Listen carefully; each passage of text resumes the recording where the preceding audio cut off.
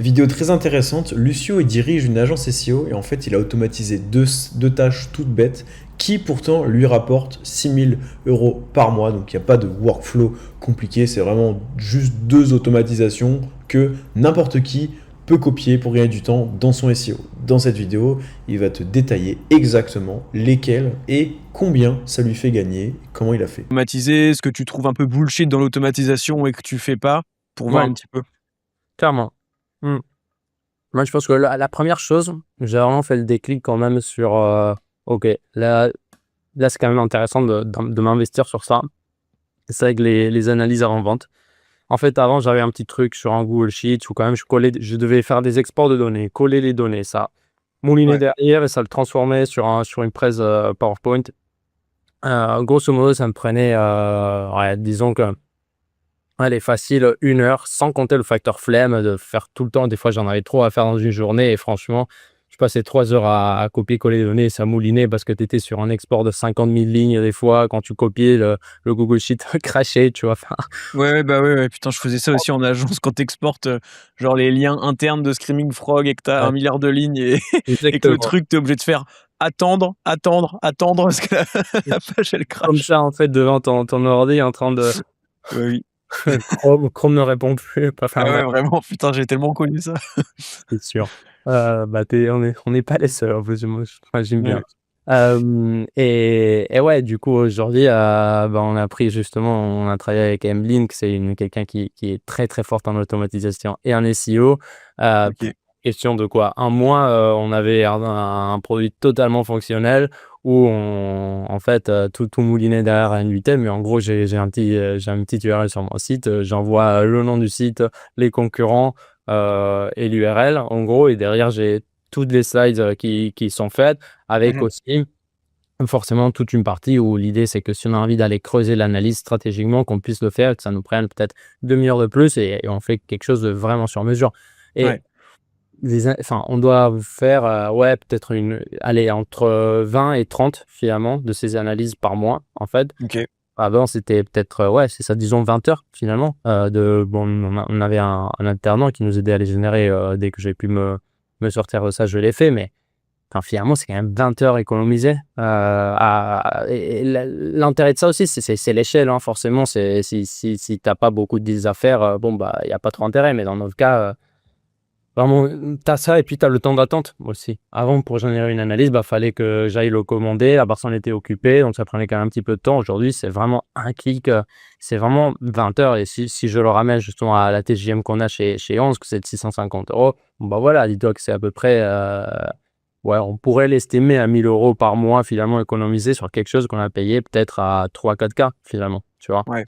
Heu, enfin le ROI, là je me suis dit: «OK, ça commence à être insane» et au-delà de ça, c'est juste aussi quand on le faisait nous manuellement, bah, il y avait des erreurs manuelles aussi. Tu avais des fois le petit truc qui était pas bien collé ou le petit truc qui sautait à chaque fois. Là, on en a plus, tu vois? On Mmh. en a plus. On peut avoir des bugs éventuellement au début, mais là, c'est patché, ça c'est parfait. Donc ça, c'est vraiment un des premiers trucs et là, vraiment, ce qui nous ramène le plus, en fait, c'est la création de contenu qu'on utilise pour les articles netlinking. OK.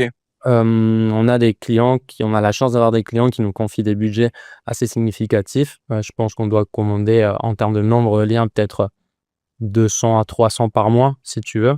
OK, Heu, ouais.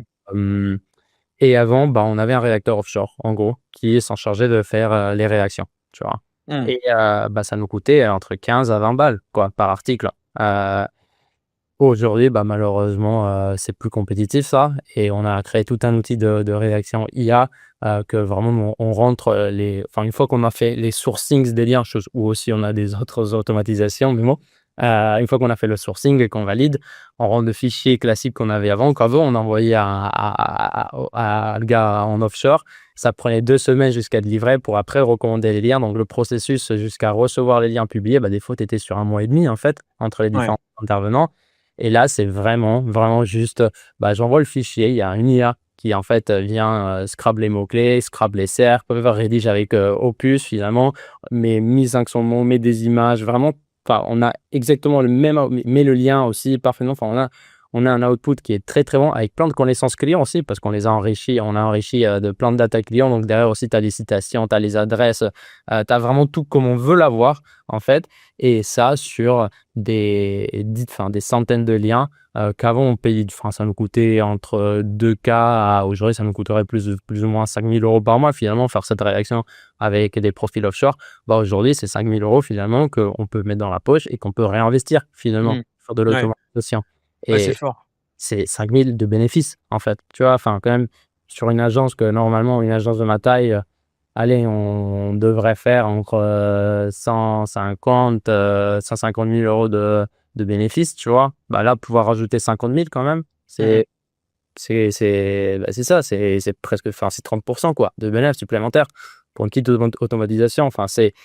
C'est ridicule quand tu te mets à penser.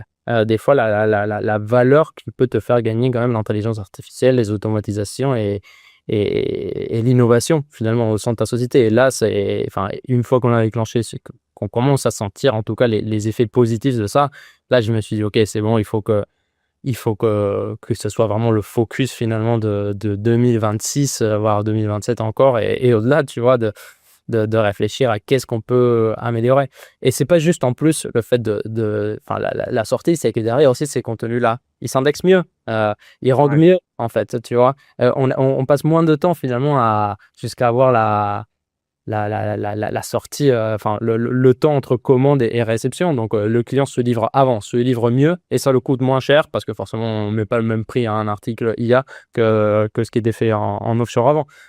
Donc, avant, on devait payer au mot. Là, avec de l'IA, on s'en fiche. On peut faire 1500 mots, on peut faire 2000 mots, on peut faire des articles beaucoup plus longs avec des tableaux, avec des listes à puces, avec plein de choses et avec une rédaction qui est meilleure finalement. Mmh. Donc ouais, franchement, des fois, t'as les trucs comme ça que je trouve que, au-delà de que tu vois, c'est pas l'automatisation la plus technique ni la plus, les